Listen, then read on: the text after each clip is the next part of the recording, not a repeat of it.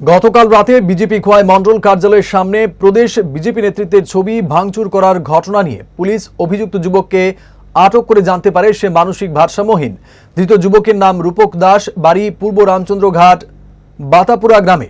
শনিবার দুপুরে রূপক দাস এর পিতা জিতেন্দ্র দাস মণ্ডল কার্যালয়ে ছুটে এসে মণ্ডল ও জেলা নেতৃত্বদের সামনে দাবি করেন তার ছেলে মানসিক ভারসাম্যহীন।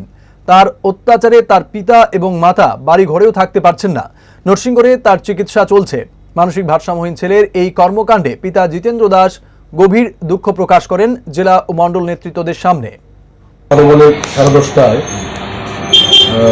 আমাদের খোয়াই মণ্ডলের সামনে আমাদের দলীয় নেতৃত্ব কিছু ছবি ছিল এবং আমাদের এই অফিস রুমের ভিতরে কিছু ছবি ছিল।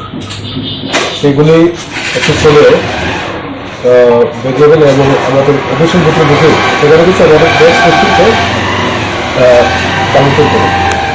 আমরা তখন মণ্ডলে কেউ ছিলাম না। তো আমাদের মণ্ডলের মধ্যে এখানে সিসি ক্যামেরা আছে। আমরা যখন এটা দেখলাম, আমরা ভিডিওটা দেখলাম, বাইরের দৃশ্যটা দেখলাম, ভিতরে ক্যামেরা নেই, দেখতে পারিনি। দেখার পরে আমরা এটা নিয়ে যখন আমরা একটু নিজের মধ্যে আলোচনা করে আমরা থানার দ্বারস্থ হই, তখন